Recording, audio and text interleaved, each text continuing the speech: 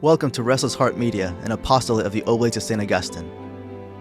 It's thanks to our generous benefactors that we can provide you with this online content to inspire and nurture your growth in the interior life, and to preserve for the Church a traditional form of the Augustinian religious life.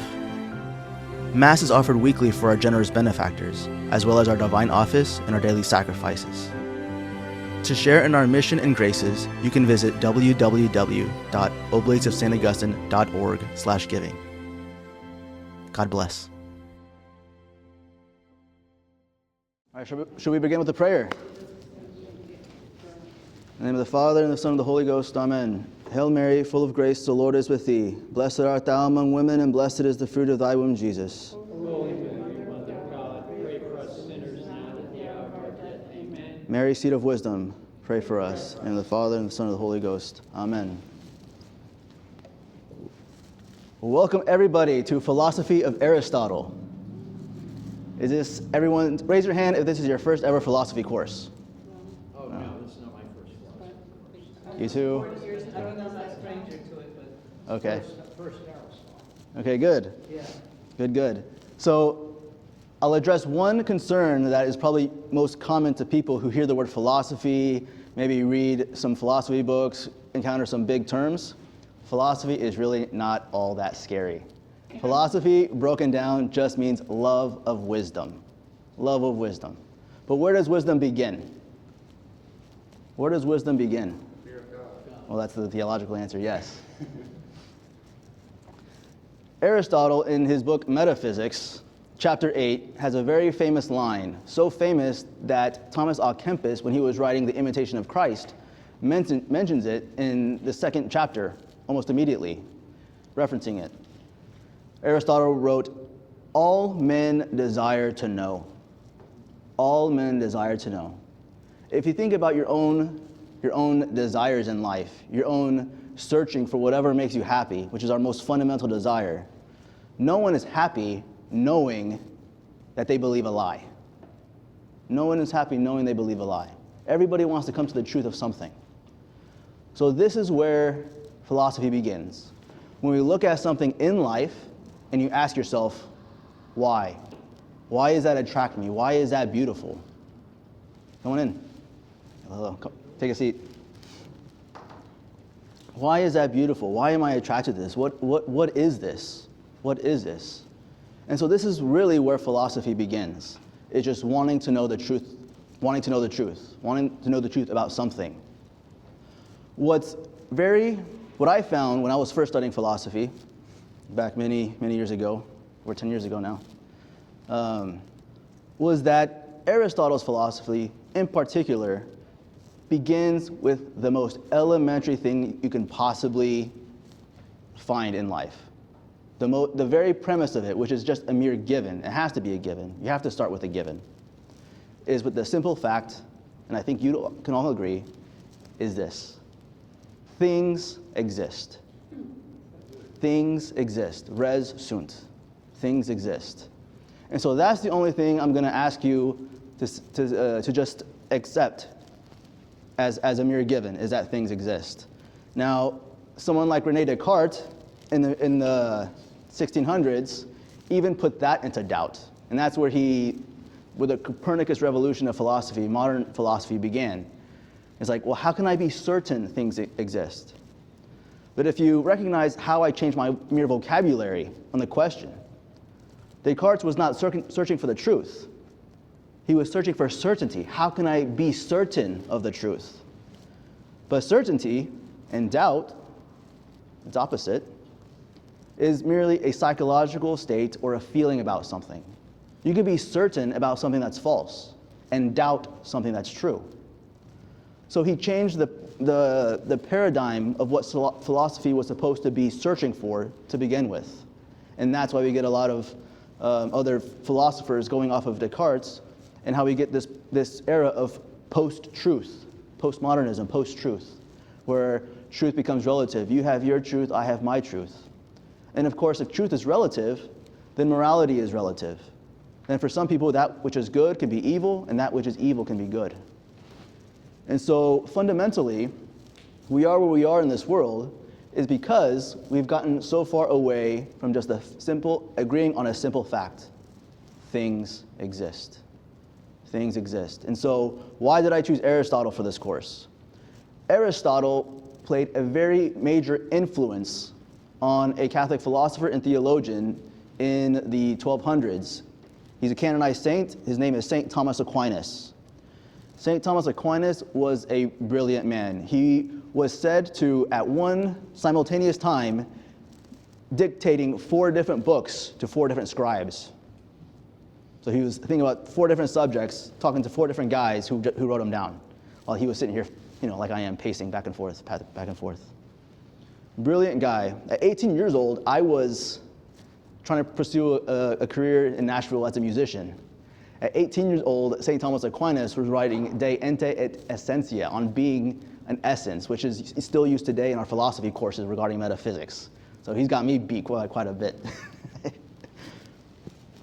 But to begin this course, I would like to at least go over some details about Aristotle's life, because in his life, his teachers were people that are names that are kind of commonplace in even modern conversation. So Aristotle was born in 384 BC in Stagira, a small town in northern Greece, then part of the Macedonian region. His father's name is also the name of his son, Nicomachus. He was a physician to King Amyntas of Macedon, which gave Aristotle early exposure to the royal court and scientific inquiry. Orphaned by his teens, Aristotle was raised by a guardian, Procedamus, in Stagira. At around 17, he moved to Athens, the intellectual hub of Greece, to pursue his education. In Athens, Aristotle joined the Academy, founded by the famous philosopher Plato, who had been a student of Socrates. So of course, Socrates, Plato, we've heard of the book, The Republic, right? It's read in many even universities today. So from approximately 367 to 347, 20 years BC, Aristotle studied under Plato, immersing himself in philosophy, mathematics, and science. Plato, a towering figure in Western philosophy, shaped Aristotle's early thought, though Aristotle later diverged from his teacher's idealism. Plato's emphasis on eternal forms contrasted with Aristotle's eventual focus on empirical observation and categorization. So Plato thought the true essence of things was not found in the thing itself, but in the idea. So its perfection existed something else. Plato also had the idea that souls existed prior to them being incorporeal, and so all of learning was simply remembering what you knew in your previous life. Plato also had an idea that the human soul was like a captain on a ship, where the two are separate things, but one is simply steering and guiding the other. All these things Aristotle would later on, in a sense, disprove, and it would lead to, Aristotle's idea would lead to St. Thomas Aquinas using it and crafting the idea that we use in our Catholic doctrine as, big word here, psychosomatic unity. That the soul and the body are one composite thing, one thing. So much so that when you're living, you're called a person, but when you're dead, what remains is simply a corpse. It's no longer a person. It has dignity because it was a person, but it's no longer a person. So Aristotle then, after he had studied at the academy, he was a tutor, the personal tutor of Alexander the Great. So that's kind of his claim to fame. He taught him. He would later on go to write many works in a town called Lyceum, which included the Nicomachean Ethics, which is named after his son Nicomachus, because the Nicomachean Ethics. Somebody emailed me questioning about this class, and like, I don't know if I can take this class because all these words are already so difficult to me. I don't even know what Nicomachean means, all this kind of stuff. And I was like, calm down. It's just the name of his son, because he wrote this book as an instruction for his son about where to find happiness in life. So it was because of his son's name, not because it's some sort of complicated system, ethical system. Of course, politics, which comes right after ethics, metaphysics, and poetics. So after Alexander's death in 323 BC, anti-Macedonian sentiment grew in Athens, And Aristotle, seen as a Macedonian ally, faced charges of impiety, meaning against the court. To avoid Socrates' fate, who was executed because basically the king there saw him as an enemy, who had been executed on similar charges. Exactly, corrupting the youth. Yeah, there was no king, it was a republic. Worshipping false gods. Yeah, it was a republic. Exactly. Aristotle fled to Chalcis, stating he would not let Athens sin twice against philosophy. He died there in 322 BC of natural causes, possibly a digestive illness at 62. Now, the important aspect of understanding Aristotle is his influence on St. Thomas Aquinas. This is where it's important. And today, we'll get to even understanding the doctrine of transubstantiation. What do Catholics believe about the Blessed Sacrament, the real presence, and we'll see then why philosophy is important for even deepening our understanding of faith. Sure, I mean, growing up, learning catechism, we can take things verbatim, just knowing our faith as it is. But faith also, when you love somebody, as in our Lord Jesus Christ, when you love him, you constantly desire to know that person even deeper and to know even more what he taught. Most especially when it's given the Blessed Sacrament, which is he himself, you want to know more about him. But philosophy gives us the tools. Philosophy gives us a tool. St. Thomas Aquinas even called it Philosophia ancilla theologiae. Philosophy is the handmaiden or the servant of theology.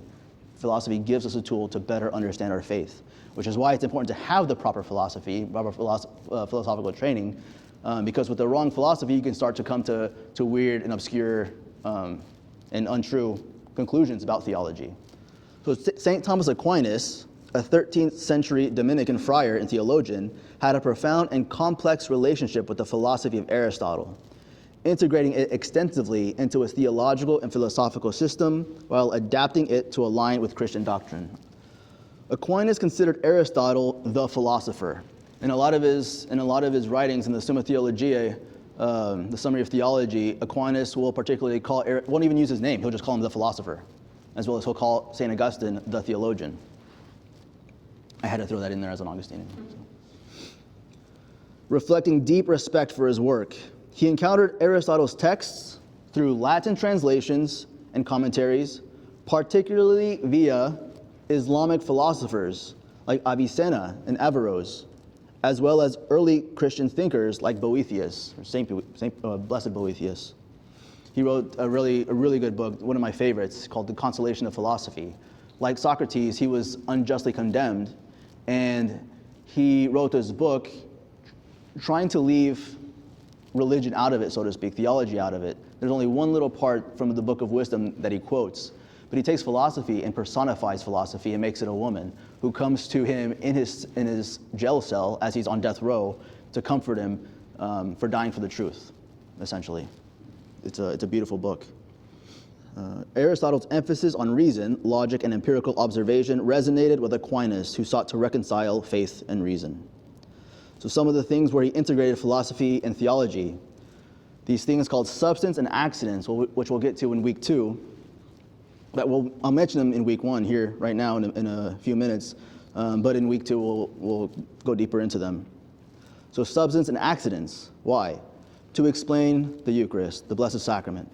Aquinas applied Aristotle's distinction between a substance, what a thing is, and its accidents, its properties, arguing that bread and wine retain their accidents or their properties, while the substance, bread itself or its essence, changes into the Christ's body and blood, soul and divinity, which he's called transubstantiation.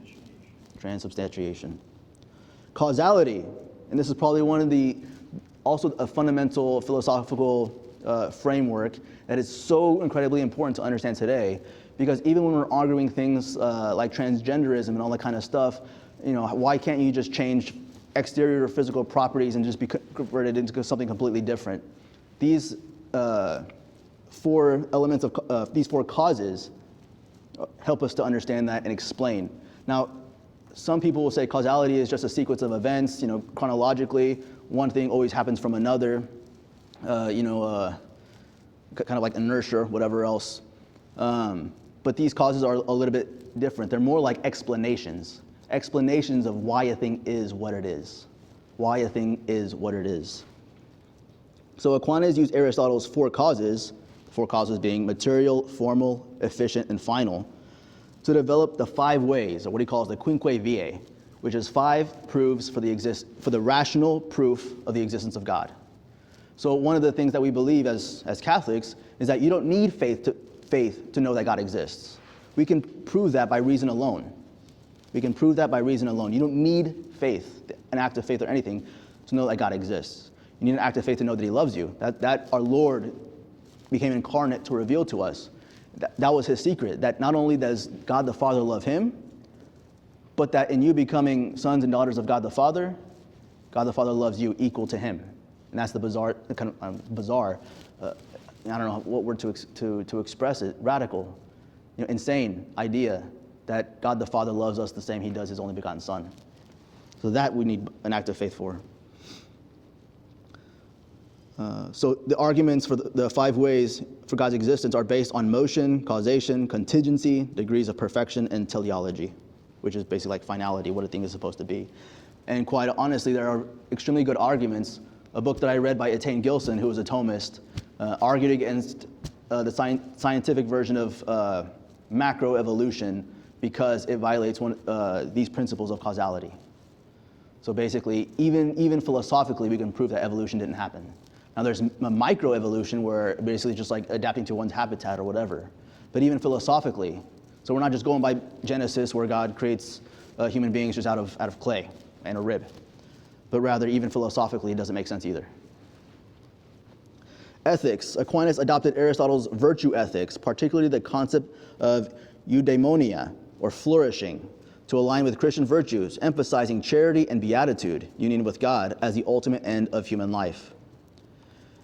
And then also, as I called psychosomatic unity, here's another word for you, hylomorphism. Aristotle's view of beings as composites of matter and form, underpinning Aquinas' anthropology, which is the understanding of man as man's nature, where the soul is the form of the body, unifying the material and spiritual aspects of humanity. So we're both body and soul, which is also even important to understand, even in the spiritual life. In my first community, there was a woman that was in the female branch, and she worked herself so hard learning Italian because we were in Rome studying, applying herself to her studies, a prayer life, all that kind of stuff. One day she just woke up in her bed and she couldn't move. And of course I took her to the doctor because it was days she couldn't physically move. And somehow she had overstressed herself so much that something had happened to her adrenaline and it couldn't function anymore. Well, the problem was she was being so spiritual, concentrating on the spiritual life so much, she forgot she was a body too. And so in trying to always be resigned to the will of God and accept things and do her duties and all that kind of stuff, she forgot to, I guess, sleep, just do the natural, normal human things that you need to do as a human being to take care of yourself. So we always have to make sure we're both body and soul. So while Aristotle's philosophy was naturalistic and lacked a personal God or afterlife in the Christian sense, Aquinas modified it to fit Christian theology. Now, here's the thing too. Aristotle, in his book De Anima, proves philosophically that the soul survives the death of the body. That the soul survives the death of the body. And when we get to it, we'll see further that all he has to do is simply prove the existence of an intellect and a will, and the fact that it can understand immaterial things, to then conclude, well, if something is immaterial, how is it subject to corruption?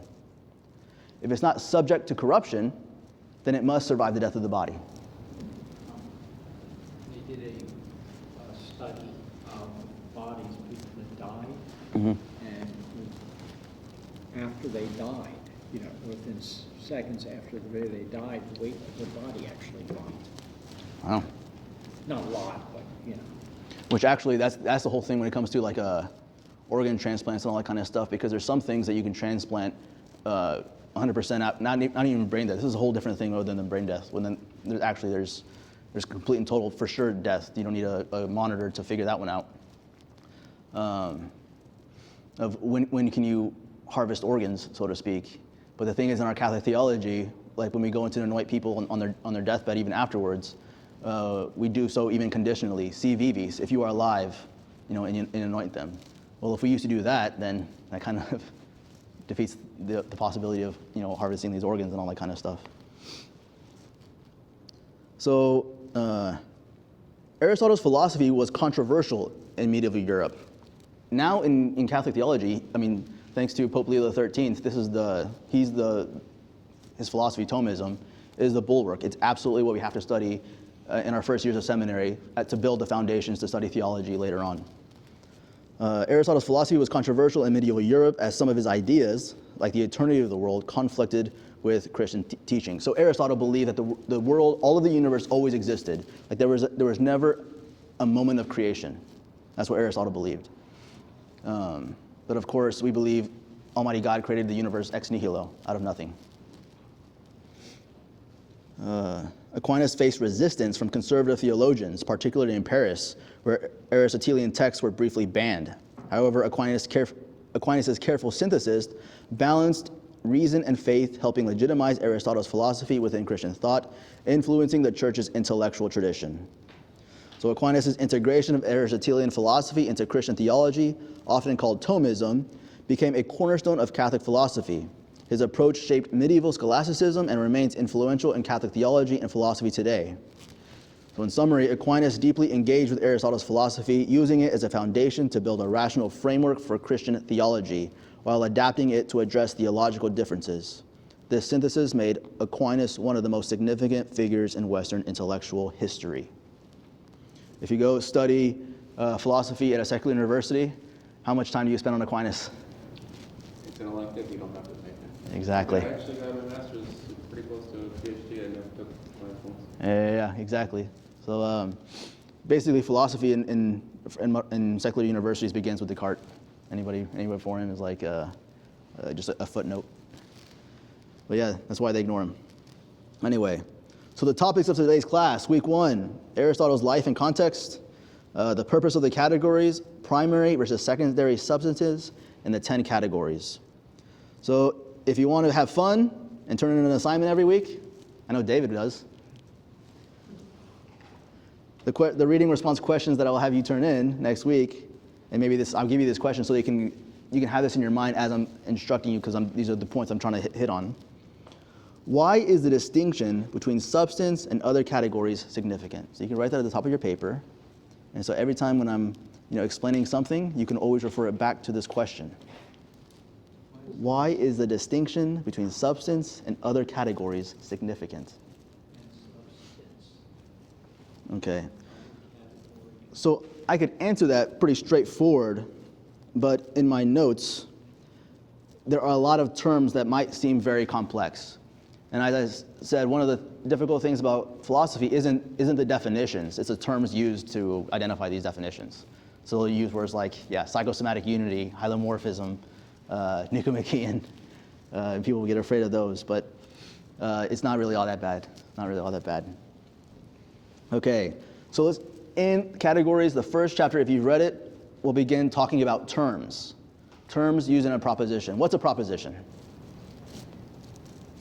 An attempt to make a statement about the truth. Yeah, well, a statement. An attempt to make, that's a pretty good definition. An attempt to make a statement about the truth.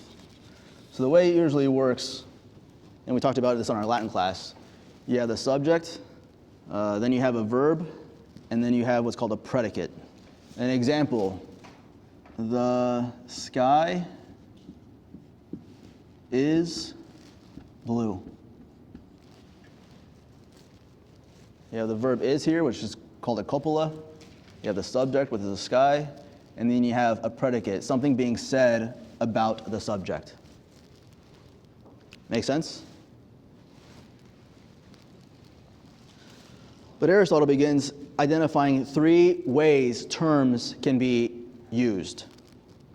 Either equivocally, univocally, or derivatively. Equivocally, univocally, or derivatively.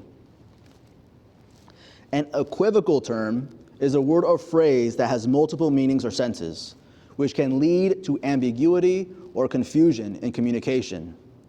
The meaning of an equivocal term depends heavily on the context in which it is used, as it can refer to different concepts or objects entirely.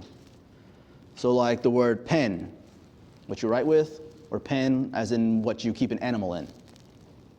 Bark, as in what a dog makes out of his mouth, or something on a tree. or a ship. Crane, the animal, or that massive thing that's used to build skyscrapers. Light, illumination, or the weight of something. One of my favorite examples to use, mostly because it's kind of true, in equivocal terms, is the syllogism. Nobody is perfect. I am nobody. Therefore, I am perfect. What's the problem here? Equivocation of what? On the word nobody, right? So in the first statement, the universal statement premise, nobody is perfect, as in none of everyone. Nobody is perfect. It's a quantitative word. But in the second statement, the minor premise, I am nobody, the way I'm using nobody is more of like a humility thing. Like, I'm not important. So you change the way the word is used. Example from Homer comes up again. Cyclops on the island. Nobody's attacking me. Nobody. Come send help. Exactly. So, yeah. So there we have a false middle term is what it's called. And the next class we'll be doing is logic. So we'll discuss syllogisms even more. So we'll get back to middle terms terms then as well. So univocally, actually, equivocally, you can understand why in like legal documents, all that kind of stuff, it's very important to use precise language, because if you use unequivocal terms, then you get into argumentation about the interpretation of words and all that kind of stuff. So, univocally, a univocal term is a word or phrase that has only one meaning or sense, regardless of the context in which it is used. This clarity makes univocal terms unambiguous and precise, as they consistently refer to the same concept or object. So a meter is 10 whatever, or whatever, it's a set standard size. I don't know. I'm American, I use inches, I use yards. But same as yard, 3 feet. Triangle. No one here thinks a triangle has 4 sides, please. Please, no one here thinks triangles have 4 sides. No. Okay, good. Some people look at me like I'm crazy. Just kidding. Derivatively. A derivative term is a word or phrase that is derived from another term, often by adding prefixes, suffixes, or making other modifications to the root or base word. These terms inherit part of their meaning from the original word, but take on a new or modified meaning due to the changes made. So something like happiness. Happiness is a suffix that means a state of being. So it's a new word that's a state of being happy. It's another one. Unbelievable. Take the word believe. You take the prefix un, which is a negation of belief. And then again, able, not able to be.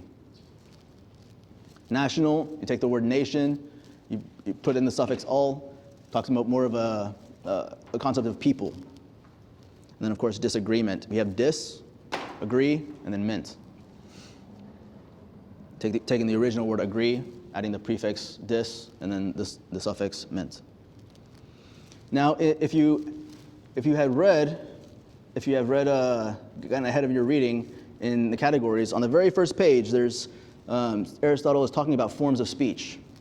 Forms of speech, and there are two things that stood out to me that I would like to explain because obviously because it's helpful. I think it's helpful.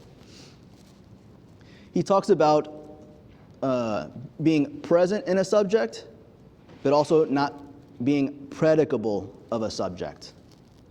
Present in a subject and not predicable in a subject. So Aristotle means that something regarding present in a subject of course being the sky, the subject. Aristotle means that some things exist in something else as properties or qualities that depend on a subject to exist. So how many of you have seen a red ball? How many of you have seen a red shirt? How many of you have seen a red car? How many of you have just seen red? Red itself, not attached to anything. Impossible, right? Seen the inside of my eyelids while looking at it. So there are some things that in a sense can only exist if they're a part of something else. Go ahead. Is that kind of like saying you can't describe the color without putting it with something. Yeah. Yeah. So there, Describe red without saying red car. you can't describe tall or short unless you're talking about something specifically that is either tall or short. So how does tallness or shortness physically exist outside of another object? You see what I'm kind of getting at here? So these are attributes or characteristics that cannot exist independently. They cannot exist independently. For example, the color white, or a specific instance of knowledge, like knowing grammar, exists in a subject, such as a particular object or person. These are called accidents. Accidents, and spelled same way as a car accident. Same way as a car accident. Or non-essential properties. What do I mean by non-essential? That they're not important to the general the They're being. not a part of According to the the general person. being, for example, my color hair doesn't make me a man. Exactly. I could have blonde hair. Exactly. And I'd still be a man. And you're still a deacon. I'm still a deacon. Doesn't matter. David could have red hair. He's still David. Diana could shave her head. She's still Diana. They're non-essentials. Accidents are non-essential. Exactly, the non-essential properties, meaning they are not intrinsic to the subject's essence, but are present in it. For instance, whiteness is present in a white wall, but it cannot exist on its own without something being white. So that's what it means being present in a subject. Now, not predicable of a subject is interesting. To say something is predicable of a subject means it can be used as a category or description that defines what the subject is. For example, Socrates is a man. Predicates the category man. Man is a category. Or man is basically another way of saying human. Indicating his essence or kind.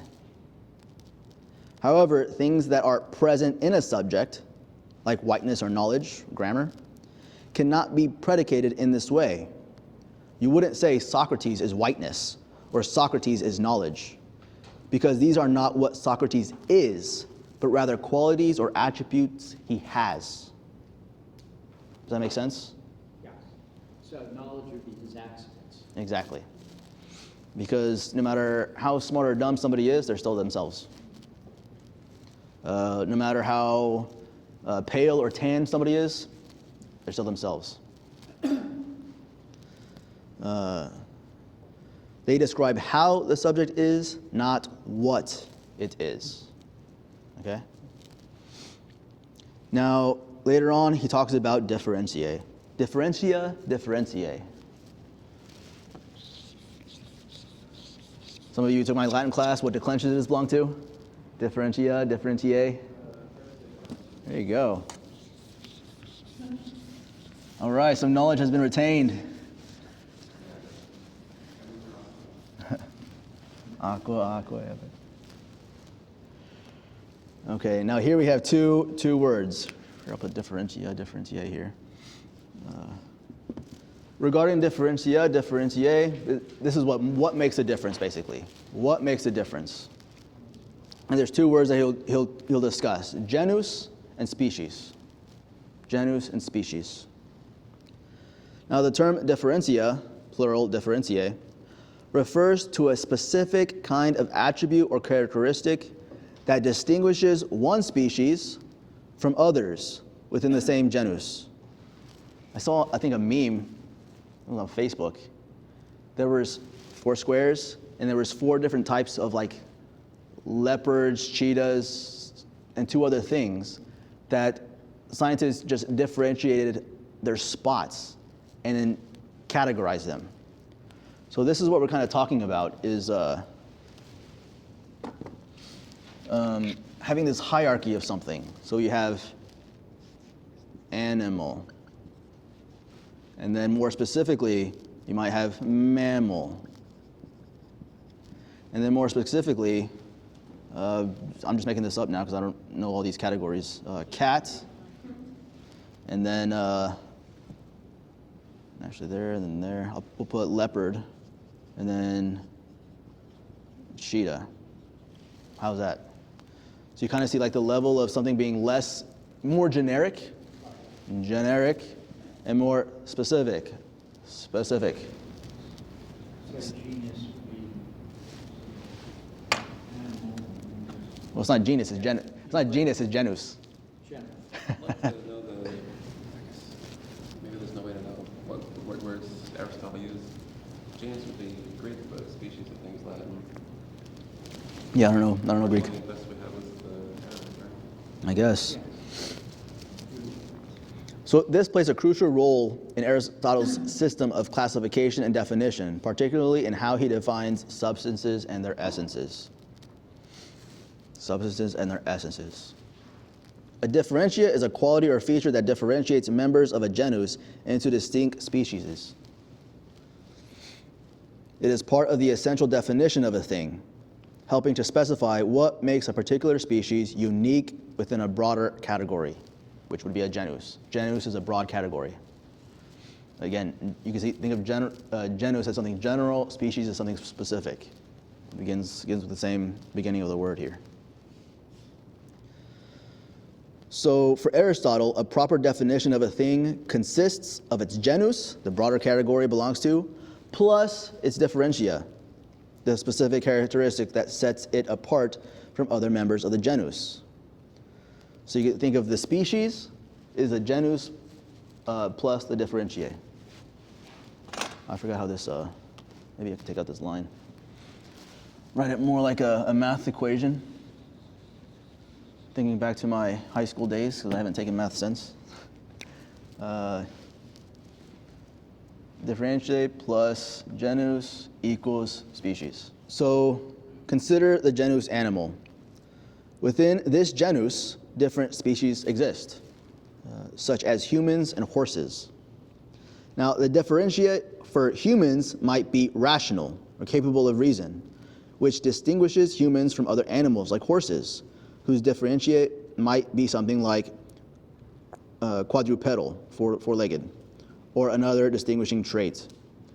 Thus, the definition of a human would be what? Travel is biped. How about a rational animal? Which, this is kind of the things, we have emotions and passions, irascible appetites. And all of these things pertain to even our animal nature, our genus. Now, the ability we have is to subject all of these passions and emotions to right reason. To right reason. So when we're angry, we can't just act rashly like a dog would instinctively, a dog with a bone. See my dog do it all the time. Rather, we rationally subject it to virtue. So virtue is, of course, between two extremes. You have rashness, and then you have just cowardice.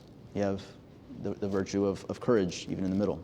In the categories, Aristotle is concerned with classifying things in terms of their predicates, what can be said about a subject. Differentiae are predicates that help define the essence of a species. So differentiae are predicates. Differentiae are predicates. Unlike accidental properties like color or size, which are present in a subject, but not essential, differentiae are essential to the definition of a species and are thus predicable of a subject in a way that reveals its nature. So while grammar can't be, or knowledge can't be predicable of a person, the fact that he's rational can be. So rational is a differentiate that can be predicated of humans to define what they essentially are. Socrates is rational, points to an essential feature of Socrates as a human.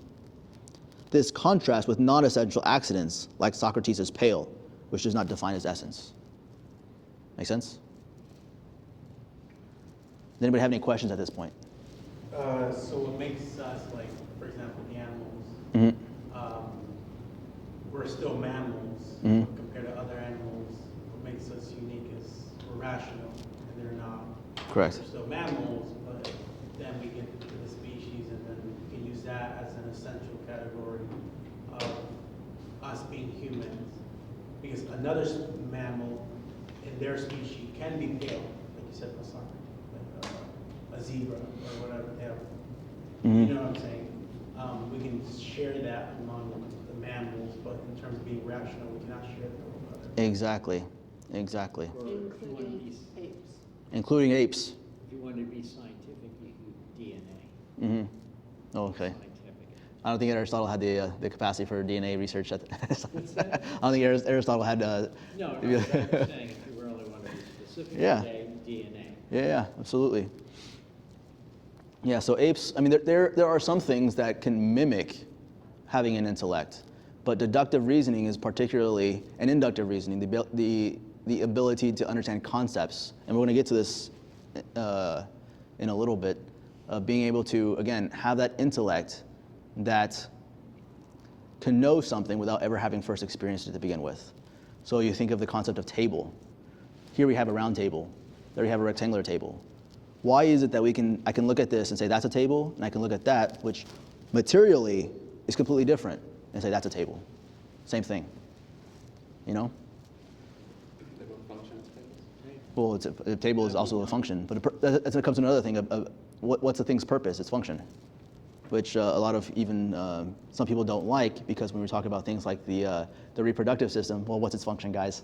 So sorry, no contraception.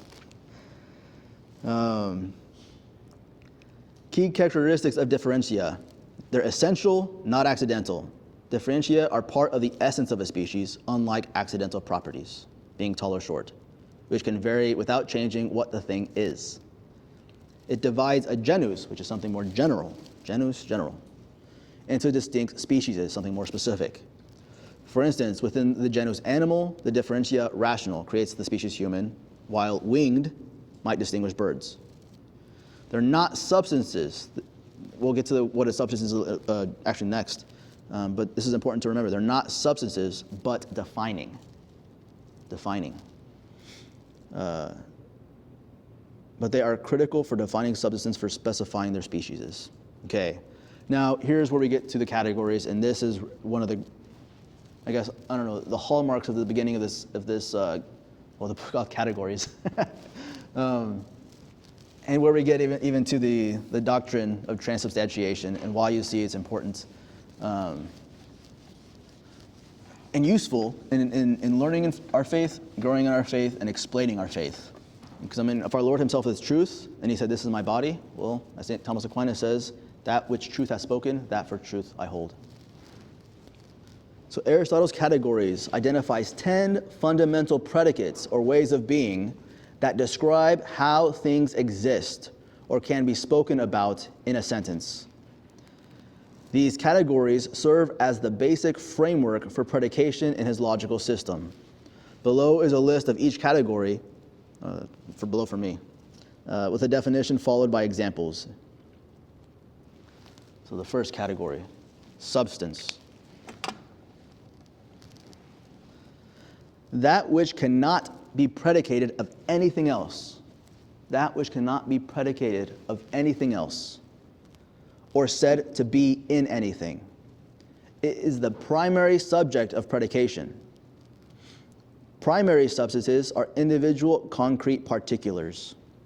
Now, while secondary substances are species or genera that classify them, we'll have a whole subject just on primary and secondary substances. So just understand that primary a substance is basically, it's a subject. I can't say Father Martin is David. Can't do it. So that which nothing can be predicated about it. Number 2, quantity. Quantity. A measure or extension of something which can be discrete with separable parts, or continuous with parts that have relative positions, without including qualitative judgments like large or small. So, for example, 2 cubits long, 2 feet long, 2 hours long. Quantity. Make sense? Any questions? Would this include something like an amount, like some things that are countable, but some aren't? So like you don't say like the difference between lesser and less than few. I think that The pile That of would sand, be you don't say like I have My quali- how many grains of sand. I just have a pile of sand. You know, you'd have to actually put something there. I I mean, you'd have to, you could say I have a pile of sand. Well, 'cause you're- Pile of you're- sand. You'd have to say, I have 10 pounds of sand. Well, actually, this is the way Aristotle categorizes numbers, in the sense that he calls one. Do you guys think one is a number? Yeah. Aristotle says no, it's a unit. It's a unit. One is a unit. And when you have 2 ones, 3 ones, 10 ones, those are numbers because you're referring to the number of units that you have. So 10 is a collection of ones. It's a collection of 10 ones. Think of 10 $1 bills. You have $10, but $10 in one. You have 10 one units. So when you're taking a pile of sand, well, it's just a bunch of one things. It's a bunch of things, but you're just referring to it as something else. But a substance is quantity has to be predicable of a subject. Does that make sense? So you would have to say, you could say like 10 pounds of sand then? Could you do that? I mean, Or 10 feet? because you're still referring to more than just a grain of sand. 10 units of a pound. Pound. Yeah. So you can say like I guess, the yardstick is 3 feet long. I mean, you could also say the bachelor is an unmarried man, but the yardstick is 3 feet long. You're predicating something of the yardstick. Number 3 is quality. Quality, a characteristic or attribute that qualifies the nature of a substance, such as habits, capacities, affective states, or shapes. For example, white or grammatical, hot or sweet, curved or straight, tall or short. A characteristic or attribute that qualifies the nature of a substance, such as habits, capacities, affective states, or shapes. So examples being hot or sweet, curved or straight, tall or short, big or small, quality. Round or rectangle. Did I lose you? Okay, good.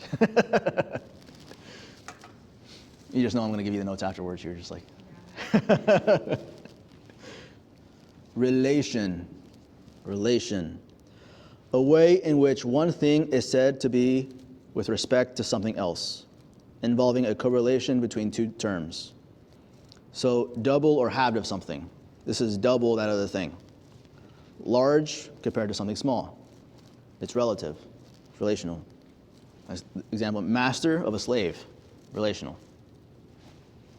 Someone's only a master if they have a slave or to their slave.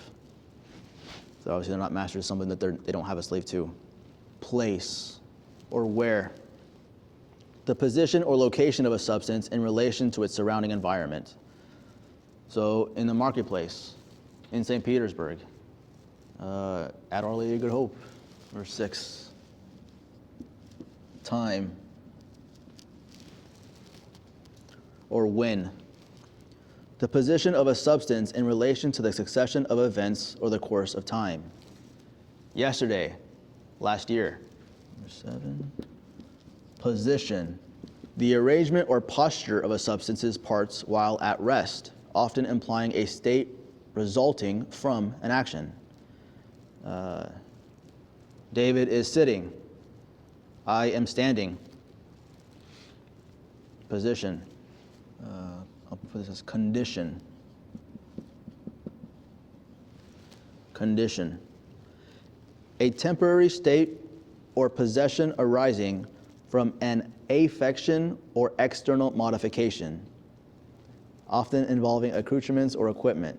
Examples: shod, wearing shoes; armed, wearing armor; has shoes on. So it's really a state of having. A state of having. Come on in. A state of having. Action. And I have all this recorded, so we'll be good. So you can catch up later on. Action. The exercise of a substance's capacity to produce change in another substance. So cutting, burning, lancing, cauterizing. Wait, say that again. This is causing change in another? In another substance. Okay. Passion, or being affected by. So the last one was action and doing something to another substance. Passion is the undergoing of change by a substance as a result of action from another. So it's just reciprocal of the last two. Father, I have a question. Sure. Are there times where like the categories overlap? Because wouldn't quality or quality and relation, like say something's tall versus short, I don't know, doesn't that overlap with those two categories? Sometimes, yeah. Sometimes, yeah. Actually, to be honest, there have been philosophers, even Thomists, who reduce the 10 categories to just like 5 or 6. Because a lot of them could be, like many of them will take action and passion and just give it a new name, because one is action, a substance changing itself to something else, and then the passion is just something else being done to you. So they'll actually reduce the 10 to just like 5 or 6. Well, I'll point this out and I'll hit it again later. So what is unique about this one that cannot be said of the other 9? That's basic. That's, you have to start with that. What else? I mean, what can be said of this one and only this one, substance, that can't be said of everything else? It's the unique, everything is based on substance, you know. You put, you know, how much, like sand, you know, you do quantity of sand, quality of sand, relationship of sand to dirt. You know, you know, that's the basis of everything. What about in terms of the fact that, you know, subject versus predicate? What about in that? I remember what it was. What? I don't remember. That which, as substances, that which can't be said, the predicate. And it Predicate, goes- yeah. So, in one sense, what does that mean? As I'm understanding it, the other 9 can describe Describe the substance, but substance. substance cannot be used to describe the The other other 9. 9, Yeah. that's a good one. What's up? Is it like implying that has to exist? So like it has to be there for it to be like, you can't describe something that can't exist. Subject accent. So basically, you're getting closer to what I'm trying to pull out of you guys. But yeah, definitely these things need this to exist. But so what does that say about this? That's the most important. Well, yeah. It's like number 1. It's, Does that mean the rest of them are only accents? But that the rest of these, it could be 1, it could be 2, whatever, referring to the substance. But what about the substance? Is that, I might be wrong here. Would that be like the differentia? And then everything falls underneath it is, No, what I'm trying to get at is this. All of these things can change. awesome. All of these things can change. This thing, substance, no matter what, remains the same. That's why I didn't understand really why it was classified as a category if these are also categories. Yeah, some people would refer to them as just 9, but he puts substance as the main one. So it's not really, it's a category of being, but substance exists as it is, but it exists, differently, uniquely away from the other 9. And of course, there's primary and secondary substance, which we're just about to get into. But in all of reality, all these things can change while the substance remains the same. Except the Eucharist. That's what we're getting at. The only miracle that happens is that for the Eucharist, at the consecration, the exact happens. The exact. The substance changes. The substance is bread. Substance is wine. Everything remains the same. The taste of the bread, the smell of the bread, the feeling of the bread, the taste of the wine. All of that remains the exact same. The only thing that changes is the substance. It goes, So the 2 through the 10 are accidents, yeah, and the 1 is the substance. correct. Of course, there's that joke, what's the only thing that doesn't change in a Jesuit's Mass? What is that? What's the only thing that doesn't change in a Jesuit's Mass? The bread and the wine. Yeah, it's a bad joke. Anyway. Tough crowd. Okay, so you guys got all these listed down in your notes? Okay. Now, substances has 2 categories, primary and secondary. Primary and secondary.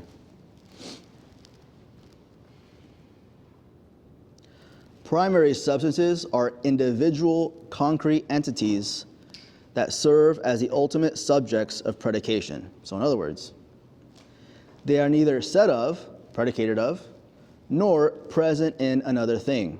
In other words, they are the particular things that exist independently, and are the foundational subjects to which other categories, quality and quantity, are attributed. So in other words, as I said before, we were talking about table. There is the concept table, right? And then there is this table here. So later on in philosophy, you maybe in where do you get it? Maybe in Dynamo, no. Actually, I don't know. Maybe even physics. We'll talk about Dynamo. We'll talk about concepts and what's called percept, which is how the mind comes to know things. So whenever we look at something, our senses, of course, our eyes are made to receive something. We have a power of sight. Our soul has a power of sight that's unifying with our other senses, so that I know that when I'm looking at this table and feeling something with my hand, I know I'm feeling the exact same thing I'm looking at. There's a unifying principle inside of me. When I take in this information with my senses, what I have is this particular table, plastic, not wood, not metal, nothing. It's what's called in the mind a percept. But from that percept of this particular table here, I can abstract something still even further from this particular table here. And that is the concept of table. The concept of table. Now that I have the concept of table in my mind, what it functions as, like a desk sort of thing, where you can eat on it, whatever, I can now look over here at this rectangular thing, and having the concept in my mind, experience something that's perceptively, percept-wise, completely different than this other thing. Pretend this is like made of wood and is beautiful, whatever, ornate, carved 18th century France or whatever else. Looking at it, I still say table. I still say table. Okay? So there's a difference between this particular and you can say in general, a concept. I was just curious, what about a hologram that looks and perceives like something real, but it's not real? What about that? Just a thought. What's even, hologram's real? A hologram. Are we there yet? Like a projected image that isn't actually, but people think it is because technology can do that now. Yeah, can it? I'm Yeah. so behind the times. I get funny. I have a friend that comes over, always looks at my rig and my computer, all that kind of stuff, and always recommends technological updates for me. I'm like, dude, I'm a priest. I live in the Stone Age, okay? That's not really something of substance, it's something you can see, but it's not anything. Right, but you still perceive it as being something that is there. Maybe with It's sight. like mirage. Yes. Well, a mirage, actually, the better thing actually is like a dream or a thought. What we call ontological, the word ontological refers to something out here in existence. Logical refers to an image that we have in our mind, we could produce with our mind. Now with our mind, we could do things like, holograms that are unique. You can create whatever you want. Like I could take the concept of a horse, concept of a bird, I could put wings on a horse and get a Pegasus. The mind could do that thing. It has a real essence, but it's logical, not ontological. The essence doesn't exist outside of our minds. Yet I can draw it. We can create, what's the Greek god Hercules? I watched that cartoon when I was a kid. Now what's the other guy? The one with the horse legs but the human upper body? That guy. So thank you. Again, these mixing up of logical essences to get things that to us are, we can perceive to be real, so to speak. Unicorns. But in terms of a holograph, I mean, the ways I've only ever seen it is like in Star Wars, where you can actually see the physical light projecting and it's blinking in and out, sort of thing. But I assume that we have more than just one sense of what something looks like, and so we could apply more of our senses to it and realize it's not what I originally thought it was. Yeah. Well, because there's also people like that are schizophrenic, right? That see things that aren't actually there. It's still be real to them. Exactly. But because, again, logical, they're taking real essences and seeing them. They're not making something up, so to speak. It's a real experience. Exactly. So primary substances are this particular man, Socrates. This particular man. That's what a primary substance is. So their characteristics are, they are unique individual entities They cannot be predicated of anything else. You don't say Socrates is something else in the way you say white is a quality. They are not in something else as a quality or attribute. Whiteness is in a wall, but Socrates is not in anything in that sense. So the secondary substances are just not that, like not unique, not individual. That's basically it. That basically sums it up right here. See, we'll talk about forms too, but the main difference between Plato and Aristotle when it comes to forms is that for Plato, the forms, man, exist in the idea. It's outside of the thing itself. Okay, so they have their own existence. And so for Aristotle, no, the form is in the thing itself. Highly more specific. There you go. So secondary substances. Secondary substances are the species or genera to which primary substances belong. They are the universal, we'll get to that word a little bit later, the universal or general kinds that classify primary substances and can be predicated of them, but they are not in anything as qualities are. So a secondary substance is not a quality. Man is not Socrates' quality. That's what he is. He's human. And man here is, again, equivocal. It's human. Primary specific. Yeah. Primary is this. Because it's also primary. It's also primary because this is the first thing that I encounter. Again, the given here that we all have to accept is things exist. And so when I meet a human being, I don't ever experience man in general. In fact, this is one of the things that's unique about humans versus angels. Of course, our species is man, is humanity. But when I experience a human being, I only experience a small portion of what it means to be human. And we can see this even in the two sexes, man and woman. Their things are separate, both encompassing what it is to be human. But also our temperaments, each of our attributes, whether we're athletic, whether we're intelligent, these sorts of things. So each human being has just a piece of what it is to be a humanity. Does that make sense? But that's because we're made of matter. We're made of matter. We're finite. But what about the cases of the angels? I mean, we have Michael, we have Gabriel, we have Raphael, the archangels. Okay. That's primary, because we're seeing a specific angel. Uh-huh. What else? They weren't something that was ever created, it was something that was always there, right? No, angels are created. There you go. Because they're not made of matter, each angel is its own species. The hologram. So not only is we say humanity, so not only is the angel Gabriel an angel Gabriel, but he's also all of Gabriality, if you can say this thing. But each angel is its own species because it's not made of finite matter. So it's the species man and the genus animal that Socrates belongs to. So like in the Bible, when it says man, it doesn't ever say men and women, it just says man, which is both men and women. It's humanity. Humanity. So each entity is like one of its only one kind. Mhm. Like, Yeah. They are universal concepts that group primary substances. So man groups Socrates, Plato together. It's something universal that you can group them in. So a pile of sand, I guess. They are said of primary substances as predicates. Socrates is a man. Socrates is a man. And then the genus, it's a broader category encompassing man, horse, etc. Make sense? Any questions? They are not individual entities, but rather the classifications or essences of individuals. Classifications or essences. They depend on primary substances for their existence.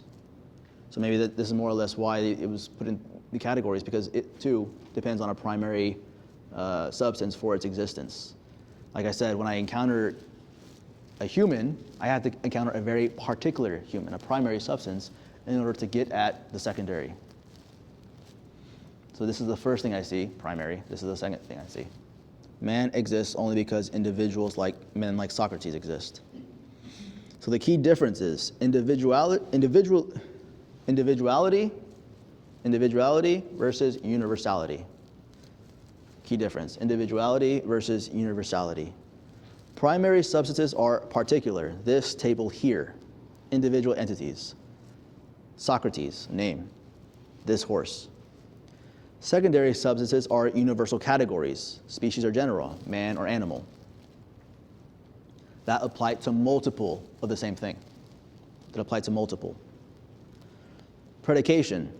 Primary substances cannot be predicated of anything else. They are the subjects of predication. You don't say Socrates is something else in the same way you say Socrates is a man. Secondary substances can be predicated of primary substances. Socrates is a man, where man is a secondary substance. Make sense? This is fun. Ontological priority. What did I just say ontological meant? Having the existence in the real world. Exactly. Having the existence in the real world. Whereas logical means what? It exists, but where? In the mind. In the mind.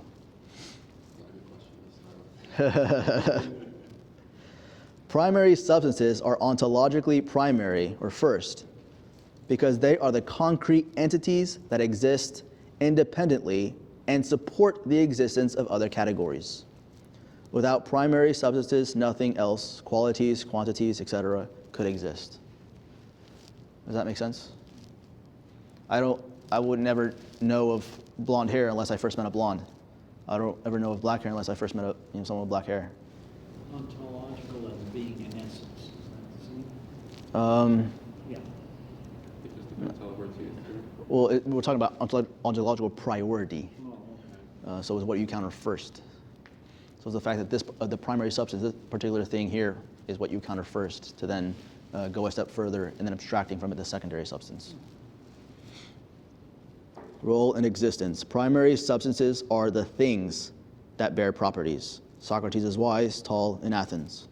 Secondary substances define what primary substances are by classifying them into kinds. Socrates is a man, and man is an animal. So secondary substances, as we could say, are more general, more universal, whereas primary substances are specific and particular. Make sense? Any questions? So maybe you already said this, but Aristotle seems to still think that these forms truly exist and are real. Yeah. It's just they're never not manifested. So we'll get to that when we discuss physics, because I said the four causes.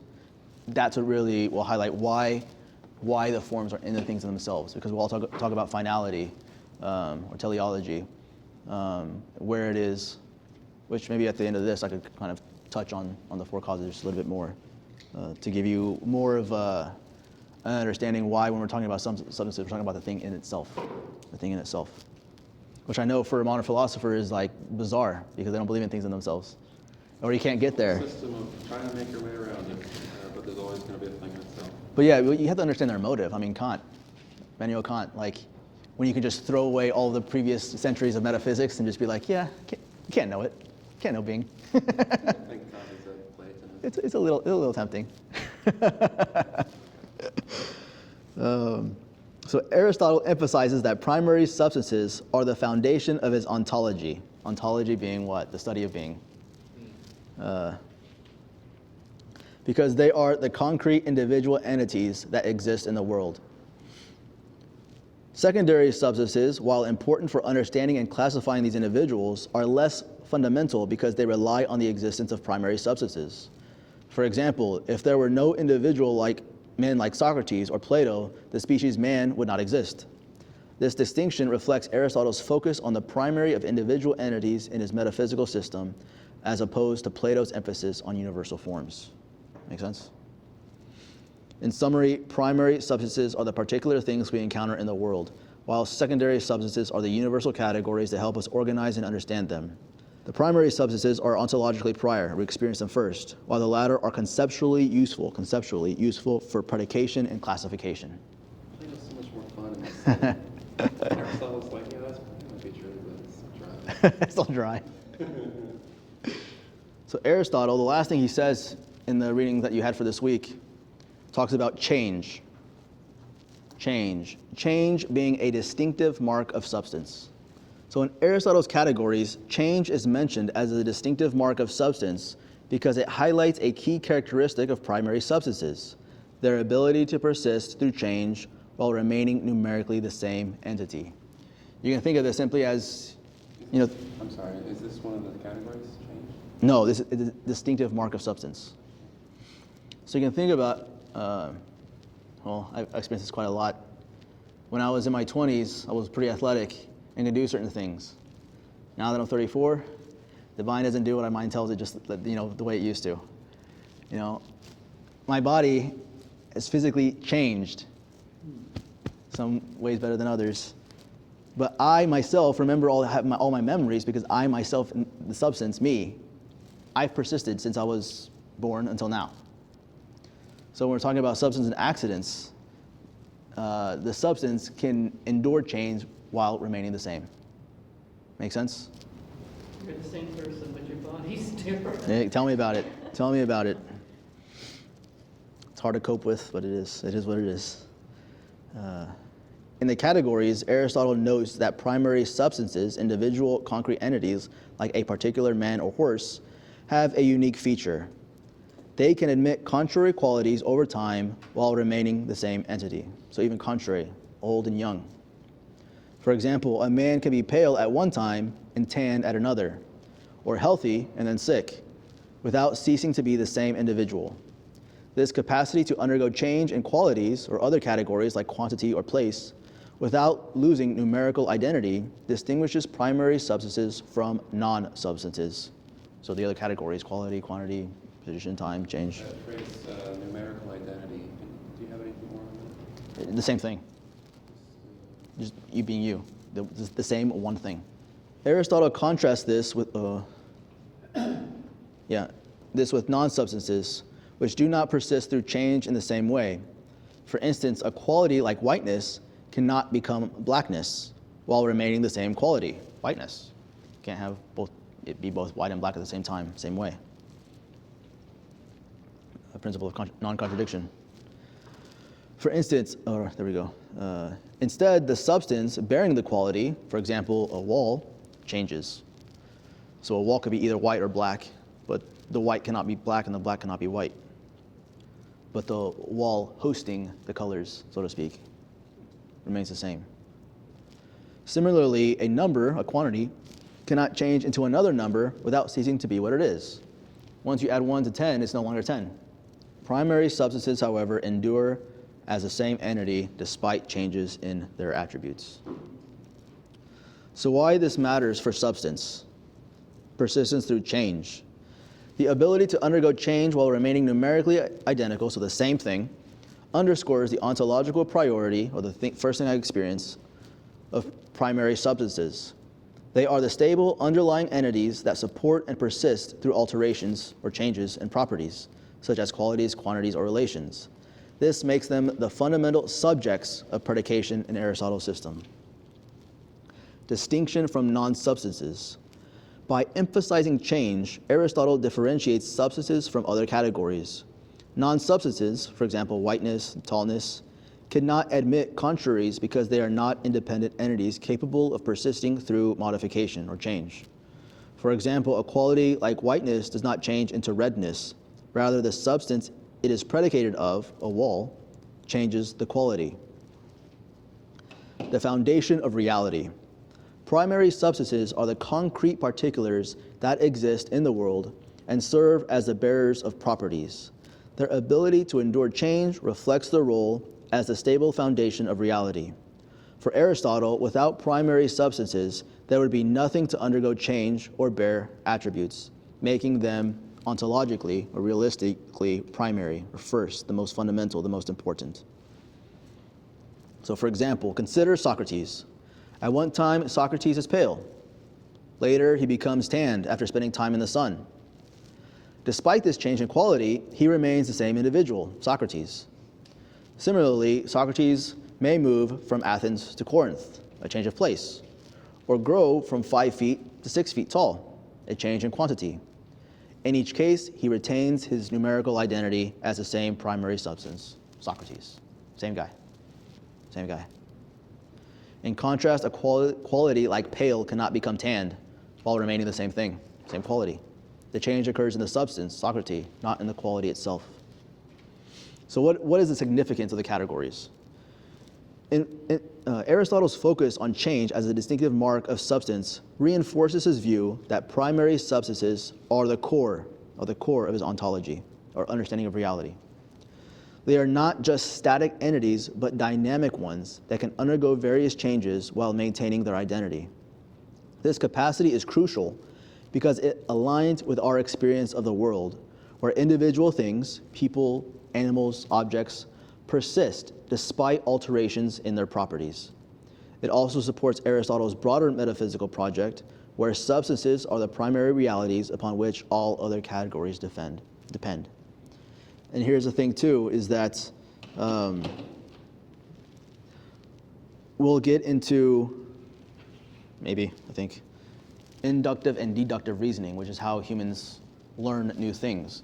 So in inductive and deductive reasoning is when you look at something particular, David, and abstract something more universal, man. Now, this is how I can learn something or come to know of a new essence by encountering something new. This is not the way one should always reason, because oftentimes you've seen the fallacy. This doesn't work for David, therefore it doesn't work for anybody else. No, that's not necessarily true. David may have a particular condition or whatever that this might not work for David, but it could work for other people, right? But for deductive reasoning is going for something universal and coming to knowledge, a new knowledge of something in particular. So for instance, I think David's the youngest one here, so I'm going to pick on him. All men are mortal. David is a man, therefore David is mortal. Now, why do I point this out? Is David dead? Do we could still be immortal. do exactly? You could be the one guy taken up in a chariot like Elijah. Well, exactly. But I can come logically using a true universal premise, a true I'm feeling the word right now, a particular premise, minor premise, and then coming to a true conclusion without actual having this experience yet.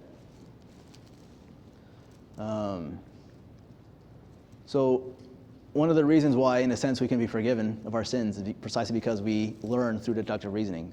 The angels don't learn through deductive reasoning. All of their knowledge was infused, and they had one choice. Because they knew everything, that's all you get to make the final decision.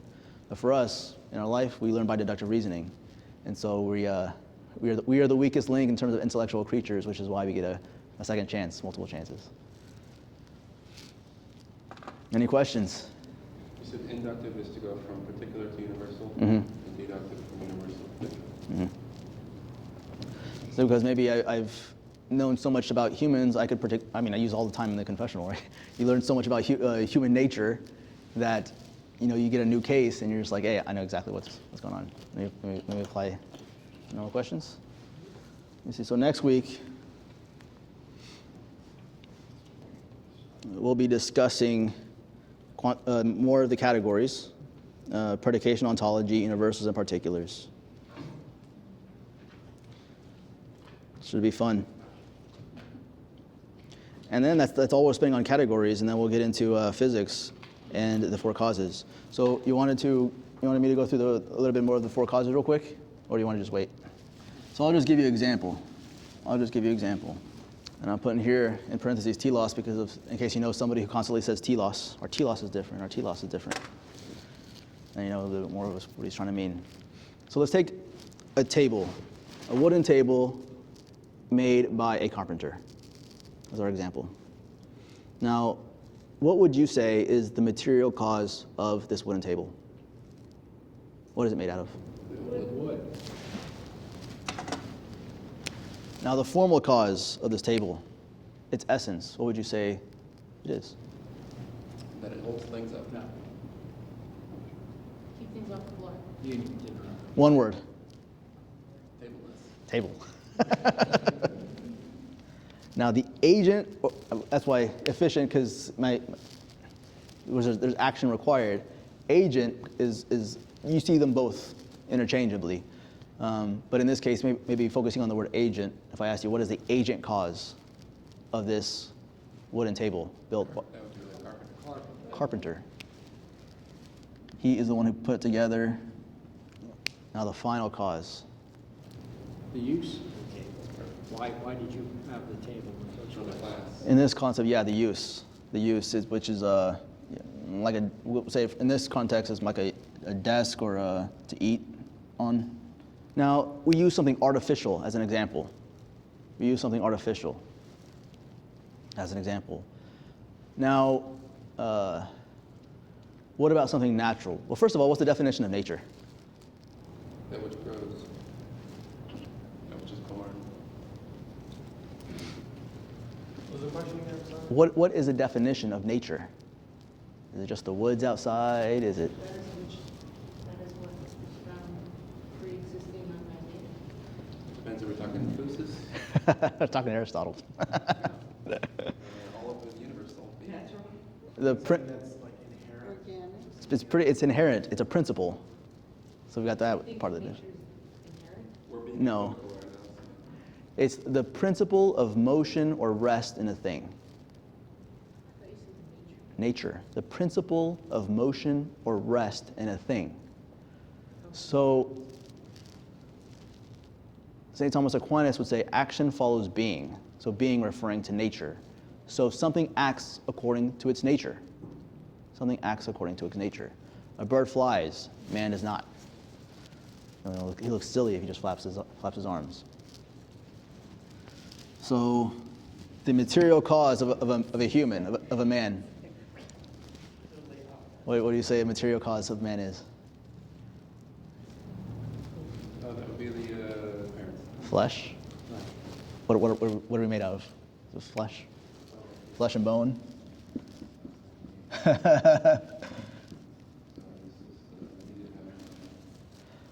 Formal cause. Ooh. How about our soul? Is that flesh and bones? That's material cause. This is formal cause. What's our formal cause? Our essence, our soul, which would include what? Our intellect and will. Now, agent efficient cause. We keep it clean here. Ready, G? We'll just say parents and God.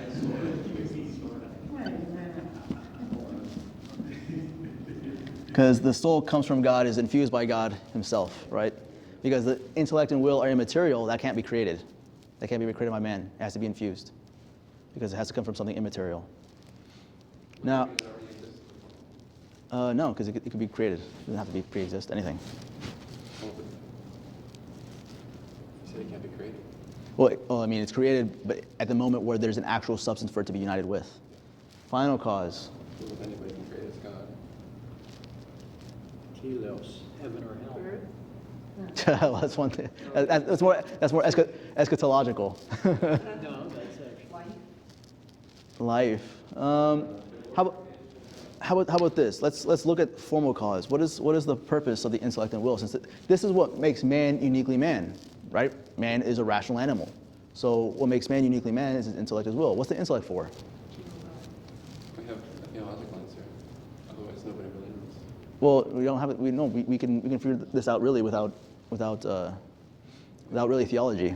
Yeah, I would just say the purpose is to glorify God. Okay, but Aristotle, I mean, this is what he comes to at the end of his Ethics. So you can more or less, I mean, and also St. Thomas Aquinas uses this. So you think on a happiness, but what is happiness? With well-functioning. So if something, because Last bit we're going to be on.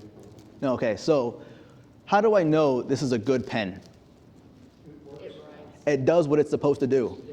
It does what it's supposed to do. In accordance with It's exactly. So if our formal cause is our intellect and will, what is the purpose? What is a good intellect? A good intellect. What is the purpose of the intellect? Virtue? To know the truth. To know the truth. And so, what is the purpose of the will? How does the will is blind, so to speak? It has to be informed by the intellect. So, what is the job of the will? To act According to what? to the truth. To act according to the truth. So the intellect, the function of the intellect, the purpose of the intellect is to know the truth, and the will to act according to it. To act according to it.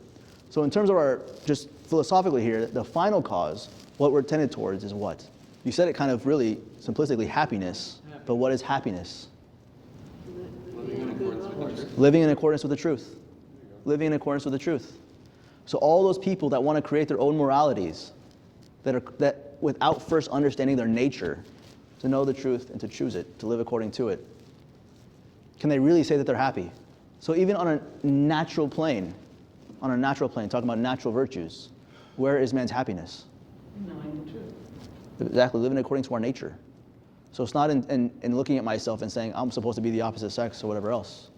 Or if we're talking about the reproductive system, engaging in acts that don't produce anything, naturally speaking. Man, it's impossible for man to be happy. And so when we engage these people in the culture, the primary purpose is not so that we can create a homeowners association around us and have just people that we like their personal lives because we don't want to be uncomfortable. The real motive is so that they can find happiness. Because what they're doing is going to lead ultimately to their destruction. They cannot be happy living the way they are. So of course, this is the system that we adopt. Fruition is what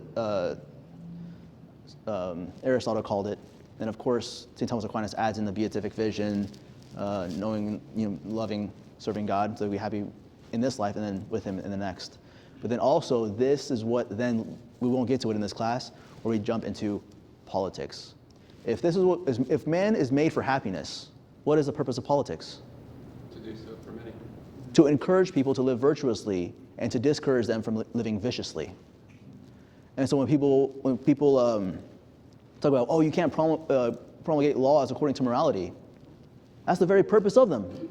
That's the very purpose of them. Well, we've been doing this. We do this. Yeah. We've never not done that. Yeah. So there you go. See, all of Aristotle, this is why also what's great about Aristotle, it's all cumulative. He takes categories. We take out categories, we take out the knowledge from the categories, and then we can jump into learning about physics and learning about the natural world. And then technically we go into metaphysics, but we're going to kind of skip over that to go into anthropology, what it means to be man, what it means to be a human being, again, intellect and soul. And then we go into ethics. Now that I understand my nature as a human being, how then am I supposed to live? And then we won't get to it, but then now that I know what it is to be man, how I'm supposed to live, how should we govern ourselves so that we could all be happy? That's it.